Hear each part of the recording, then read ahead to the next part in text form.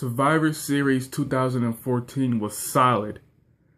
It had a good beginning, a good middle part, and an explosive ending. I am truly surprised that WWE actually did something right for once. Now, of course, we had these Divas matches that nobody cared about. We had the Bunny match, which I was on my phone the whole time. But that beginning, middle, and end is all that matters, and they did the job right for once. So let's go through it. So the first match was the opener, was the four-way tag team title match. It was between the Usos versus Golden Stardust versus Lost Daughters versus Mizdow and The Miz. And I like what they're doing with the Miz with Mizdow. He's really getting over, and I do see him turning against The Miz probably around WrestleMania, and I hope that he get a good face push because Damian Mizdow, or Sandow, you want to call him, he's a really good competitor. Like, I really liked his promos, like especially when he had first debuted, and then when he won the Money in the Bank, I thought he was going to be in the World title, and he never did. When he got buried by John Cena, of course, but I think he's bounced back from that, and he's one half of the tag team champions. Even though Miz is holding both the titles, and he's not letting his stunt double hold one of them, but we'll see how that goes. So that was a really solid match. I really enjoyed that. So middle match was between Bray Wyatt versus Dean Ambrose, and this was a good technical back and forth match. I loved it. I loved the part where Bray had slammed Dean Ambrose on the steel steps. That was pretty cool. I also like when Dean Ambrose was about to do his little Bray's spider walk. That was pretty cool that he did that, and it showed that they were both pretty crazy. But in the end, Bray Wyatt presented Dean the chair like he did with Cena. Cena, of course, he didn't hit him, but Dean did, and he took him out, and we saw Dean put him through a table and DDT him on the chair. So it was just a little preview for what we're going to see at TLC, because literally after the match they announced, all right, they're going to fight at TLC, so okay. But it was still a good match. And then the main event. This match should have been the 40-minute match that it was, and I'm glad that it was. It was crazy. You could see that Triple H and Stephanie was very desperate, and they nailed their characters so well. One thing I gotta say is that what is up with the Big Show turning heel like every month? He goes from heel to face, heel to face, heel to face. I swear that dude has turned heel to face more times than Chris Jericho has, and he's done that a lot as well. But we'll get to that later. I like what they did with Rusev. They didn't have him get pinned, but they have him get counted out, so he's still technically undefeated. So I like how they got him out of the match, but he still kept his streak intact.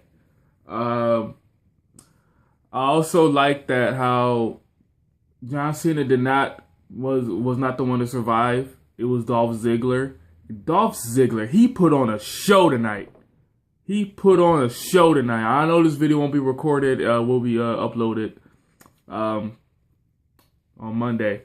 But man, Dolph Ziggler, that man's a beast. He should have been world champion a long time ago. I know he said about a year ago when he was saying that he can hang with anybody in the ring when he was world champion, and then he got punished for that.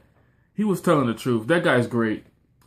Yeah, so Big Show, he knocks out Cena. He gets pinned. So I'm actually glad that it wasn't all about Cena this time, because I was scared that, oh my God, they're going to have Cena be the sole survivor as usual, but he didn't. And then at one point, it was 3-on-1 after Big Show walked out on Dolph. Dolph Ziggler hung in there, and he was hitting Famousers and everything. He was going in, and then it was just down for him and Seth Rollins. Oh my God, it was such a close match. Like, I really thought that he wasn't going to do it, but I was surprised when Dolph Ziggler was about to win. Triple H comes in, and he stops him, he pedigrees him, and then he about to bring up that crooked referee, Neil, Armstrong, I think that's his name. And then the lights go off, and Sting comes out. That was so cool. I said, man, I remember Sting. I don't remember too much of him as a child, but I remember when I was about 5 years old, I got a action figure of him. It was this crow form, like he came out, and then he had the motorcycle with it. So Sting has been a part of my life for a long time. So he comes out, him and Triple H has an epic stare down, and then bam, Stinger splash. And then he puts Dolph Ziggler over Seth Rollins. 1, 2, 3. Authority is out of power. Great show. I'm actually looking forward to Raw tonight. Well, tomorrow. I'm recording this at 12 in the morning, something like that. But yeah. I believe that this is gonna end up a feud between him and Sting and Triple H. They're probably gonna face at WrestleMania. Even I still would like to see him and the Undertaker. But if they already got a plan to where this year he fight Triple H and then next year he fight the Undertaker, then I'm fine with that. As long as I get to see Triple H, Sting and Undertaker, that would be great. But anyway, I'm gonna give this a B plus. I would give it an A if it wasn't for the Divas, the two Divas matches. Like, what is up with Brie Bella turning, I guess, being with Nikki again? I mean, after everything that Nikki screwed her over and put her through, all of a sudden she's just gonna join her, I guess. It doesn't make any sense. Like, Brie was supposed to get this big face push, which she kind of was, and then all of a sudden she said, oh, she's all happy that she's won a title from AJ Lee. Because they pulled the angle like they did at WrestleMania 28 between him and Sheamus, between Daniel Bryan and Sheamus, where AJ Lee kisses Daniel Bryan, he gets pinned. So this time Brie kisses AJ Lee, which the crowd blew up. Lesbian action. So if it wasn't for those little matches like the Divas matches and the Slater Gator stuff like that, then I would give this a higher. But B plus, that is really good. I enjoyed it. I'm actually looking forward to Raw. And let me know what y'all guys think of it. And I'll catch you guys later.